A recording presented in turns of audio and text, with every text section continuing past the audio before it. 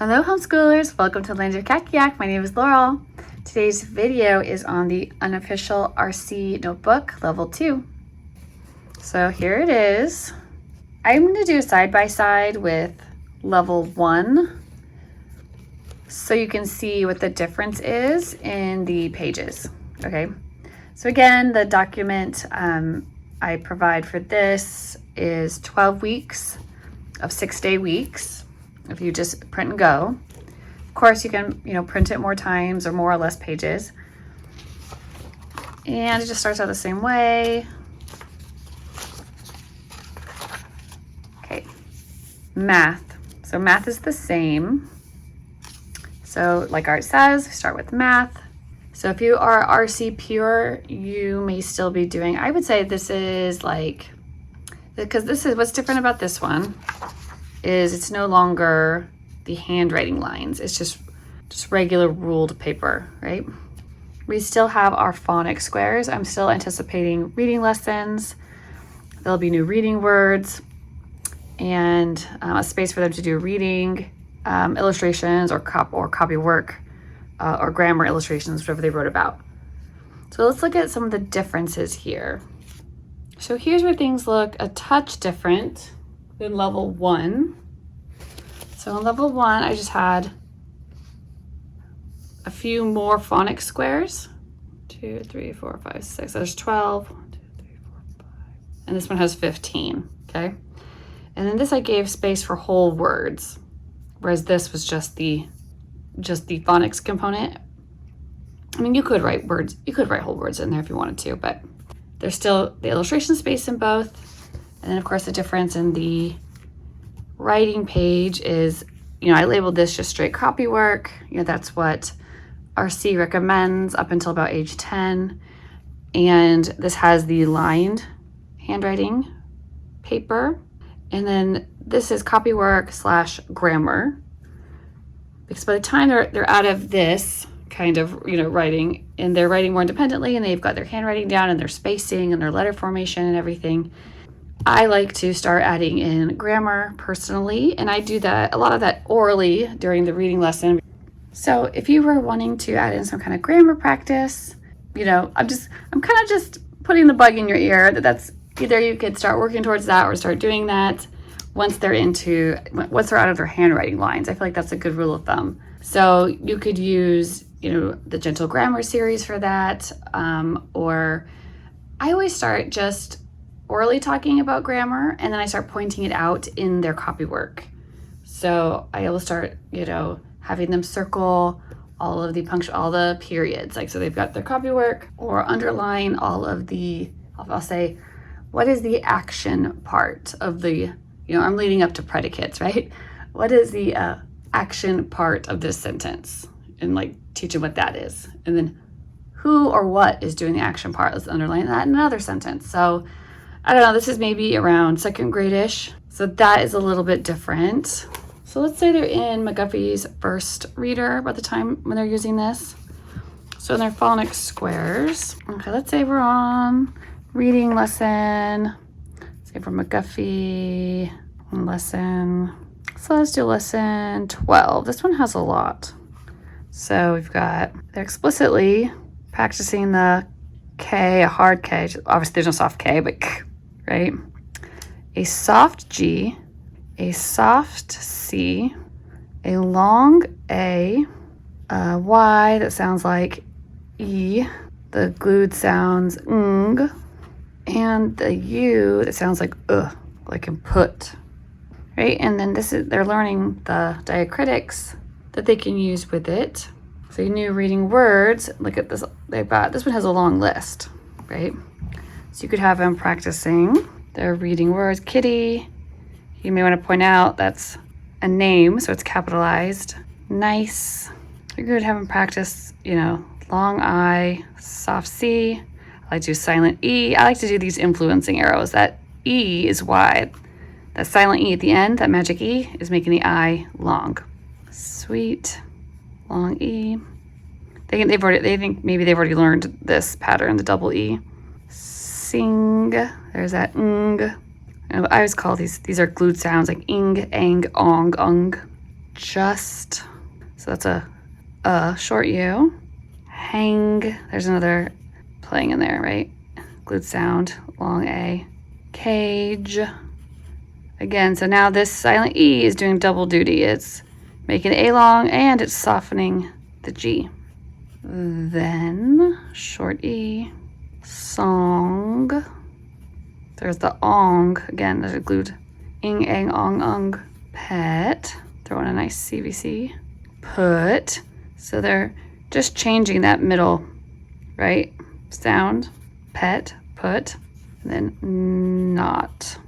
Okay, so those are new reading words. So we want to write those in and go over those, any, reading or spelling patterns you see in them. And then let's say they wanted to do their copy work. And so let's say this is the lesson they're working. And, I'd be doing all my little extra activities. My McGuffey language arts plan has other components, but I'm just showing what I'd be doing in the notebook. And so we'd have them say, McGuffey lesson 13. And you could have them, if they have good enough handwriting, if they can just go straight out of here, right? Make sure that they do all their indents and stuff. Maybe one to 4 lines, right? Kitty has a nice pet.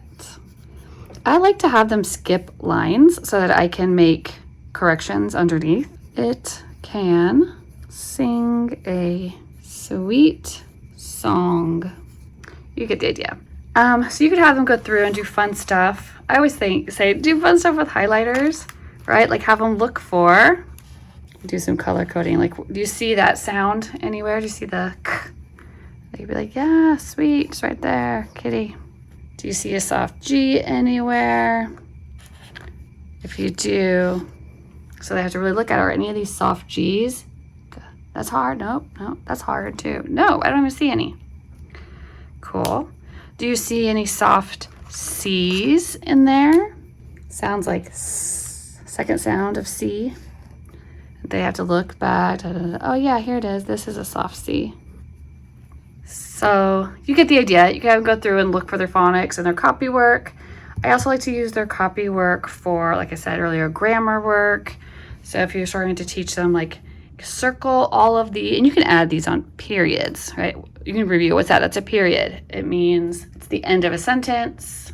What kind of sentence do you use it in? We use it when we're telling somebody something. It's a telling sentence. Maybe then you have them find all the periods. And they're like, oh, there's one, there's one. If you want them to practice, like I was talking before about the action part, let's just break it down really small. Use Kitty has a nice pet. What is the action part or the predicate? Kitty is the who. It's she has a nice pet. That's the action part, right? It can sing a sweet song. Can sing a sweet song. The whole part is the action part. As you just start building up to this as it moves on. If it's going to be the who or the what, otherwise known as the subject, right? Who or what has a nice pet? Kitty. Who or what can sing a sweet song? It can. What is it? And then for test their comprehension, what does it refer to? Do you remember what they were talking about in the story? It's her pet bird. Okay. That kind of stuff. You can build up any type of practice you want to practice. Reading comprehension, phonics, grammar. But these are the pages I would like to do those in. And then they can draw, Betty or Kitty or whatever with her bird cage. Whatever. Okay. And then you're going to check for handwriting, spacing, capitalizing, punctuation, and spelling. Of course, don't forget your date on 1/24. Okay, so this page is the same as the last book, spelling and vocabulary. So if you are specifically, like I choose spelling at this age still, over the vocabulary for the RC books. Later on, something like this, I might want to use more for the RC vocabulary or whatever vocabulary resource I'm using. So if you want to be teaching specific spelling rules at this age. I put vocabulary on there just because, not so much that I'm using the RC vocabulary at this point, but because I am using my spelling words as my vocab words. Like I said, I think it's fine if you want to use your reading words as your spelling words and then really drill down on spelling patterns. It's just that these are all like a mixed bag of spelling patterns. And in the early years, I really want them to commit to memory and understand at least the most common spelling rules. So this is totally supposed to be open to any list you want, any way you want to use it, to write the words in, to write word parts in it, whatever. I pulled my word list from the McGuffey Eclectic Spelling Book. I've talked about this a lot, so I won't go too into detail, but because I like that they group words together by sound or spelling pattern in there. And then there's a lot of extra words, so if you want to make it harder, you could. And this goes on and on and on. This goes pretty far. Anyway, so I built a whole spelling program, like 6 levels worth, around those words. So I would just open up, if I was going to use this, I would just open up my McGuffey spelling, and I would just go through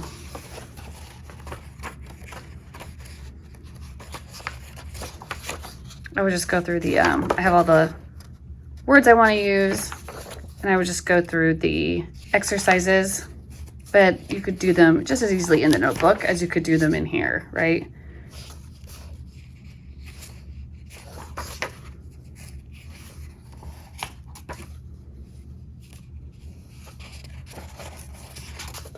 Spelling test day. So whatever you want, just whatever your spelling practice is. Like, people do things a lot of different ways. Okay, chapter and book summary. So this looks a little bit different than the first notebook. So first notebook, this is when you get to the RC books, right? I just gave one big drawing space and then a place for you to write the date, like the subject, the title, chapter, whatever you want to write.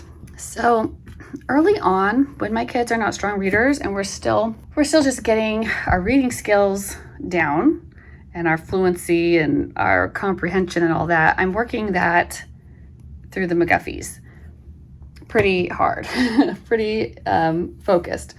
So before they can really read, honestly, it probably took William, I'd say end of 2nd grade, even now, beginning of 3rd grade, he could probably now easily pick up and read the RC list.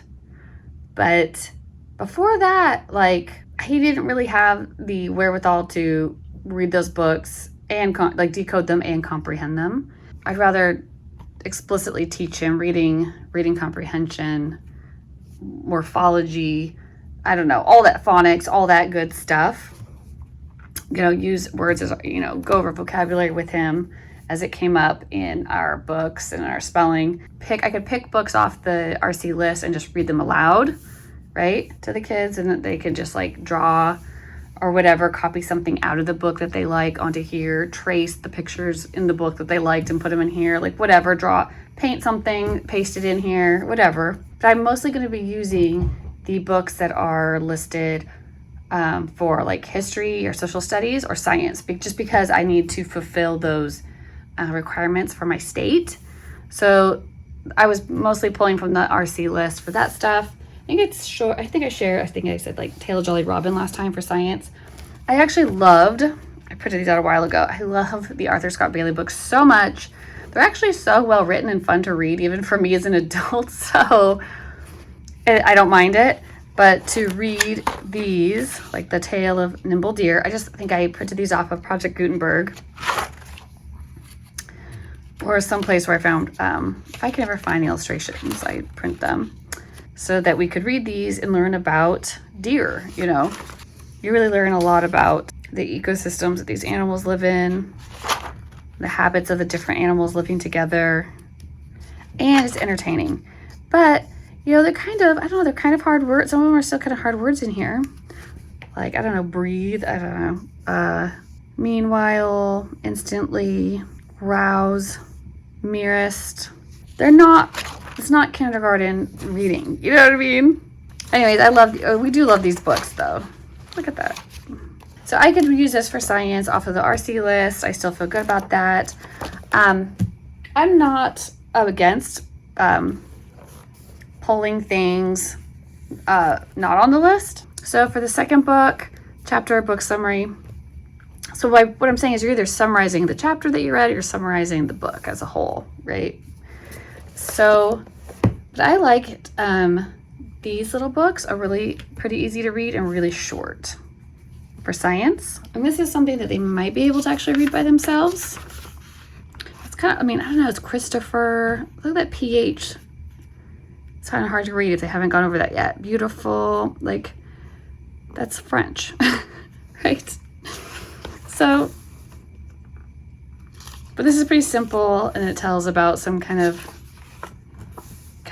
earth science subject. Right, so they could either like summarize, like if it's a story form or 3 things that they learned or something like that.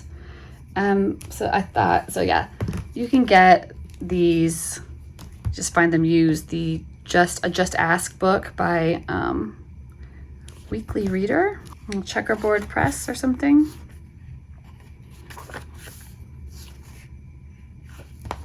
But they could draw pictures in there, they could copy stuff out, like you said, whatever they want. A big hit in our house was, like when William was in 1st grade, we went through Nature Anatomy. We went through that, and we did buy the activities for kids too. And I'll link all these things for you guys in the description box, but we had the best experience with this. And just, I just use it. It was just pretty open and go. I didn't really plan anything. It's just, we read through and we looked in here to see if there was any activities that would go along with it. I feel like we did, you could be pretty happy just getting the activity book because they give so much information in there. And they give little experiments you can do. And we just had so much fun, and he had so many good memories. And every once in a while I'd look up like a little Etsy something, or every once in a while I'd look up a little Pinterest, something to do, or look up a little video on like Psy Kids on YouTube or something, because it's just basically these things, they just tell you they give you what you should look up, So I love this. I have a couple kind of like DK, like reference books that we use to look at some really cool pictures up close. We did a lot of painting, a lot of drawing, not very much writing. I mean, they're 1st grade. They're just trying to learn how to write, say 1st grade, 2nd grade, even. So I would like them to do their major brain power, for writing and stuff at this stage up here on this page. And then let this be more of an enjoyable experience, and they can like draw a picture or print something out and cut and paste it in, or paint a picture and put it in, or watch a video. And I just think this is, even though it's a required subject, but I want it to be enjoyable and no stress or anything. And so then for so I'm okay. I pull things off lists too when I need to. For things like social studies and history, of course, there's a child's history of the life of George Washington. To be totally honest, I don't like this book. It's really boring to me. I don't know. I even tried reading it. I could not get my son to read this. He was just like, it's so boring, I can't stand it. He might like it more when he gets a little bit older. But they kind of start, I don't know, they didn't like all these little, all these little dashes and stuff. It's distracting, he said. So I don't know. It's on the RC list, so I thought I'd show it. That there are like history type books and stuff. But I will link the video, because I really wanted to find readers at his reading level that the kids could actually pick up and read and get some content out of it. Let me see. I think I put it in my sequences, 1st grade. Oh, you can read them 50 famous stories retold. 50 famous stories. So that is, believe that is on the RC list. All right, so I have this one. I got this one from New West Press. And So this is good, just like read to them.